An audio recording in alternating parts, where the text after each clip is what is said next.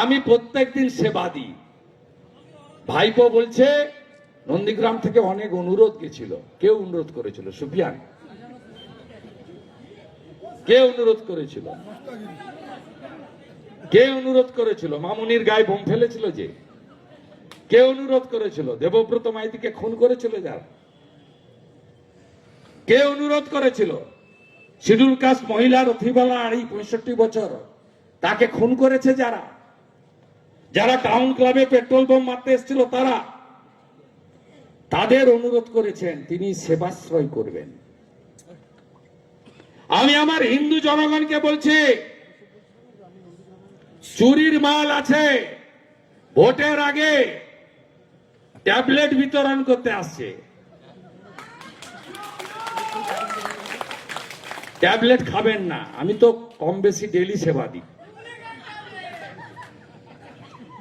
এরা চায় হিন্দু জনসংখ্যা কমে যাক নন্দীগ্রামে, যাতে হিন্দুরা বাংলাদেশের মতো মাইনর হয়ে যাক। কে জানে না যে এই ট্যাবলেট গুলোর মধ্যে জন্ম নিয়ন্ত্রণের ট্যাবলেট ঢোকানো আছে? খুব সাবধান, খুব সাবধান।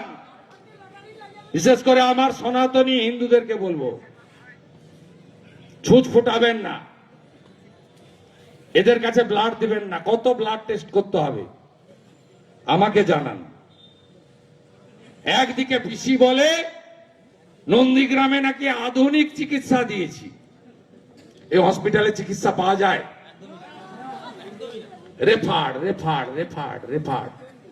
আসো আর যাও, অ্যাম্বুলেন্সের ভাড়া মেটাও, তাই তো? কোন হেলথ সেন্টার মহেশপুর থেকে শুরু করে কোথাও ডাক্তার আছে, ওষুধ আছে?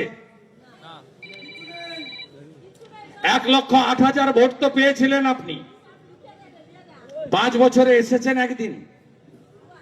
আমি তো 2,000 ভোট বেশি পেয়েছি। আমার ক্ষমতা কম, এমএলএর ফান্ড কম, বিরোধী দলনেতা বলতে পারে, করতে কম পারে, মানে তার সুযোগ নেই, সরকারি দল নয়। আপনারা আমাকে উৎসবে, বিপদে, আপদে, আনন্দে, দুঃখে কম বেশি দেখতে পান। গোটা রাজ্য ঘুরে বেড়াই, তার সঙ্গে আমার মন্দির, আমার ভদ্রাসন নন্দীগ্রামেও আমি আসি, চেষ্টা করি। 3টে অফিস খুলে রেখেছি, যতটুকু পারি পরিষেবা দেওয়ার চেষ্টা করি, আপদে বিপদে দাঁড়াই।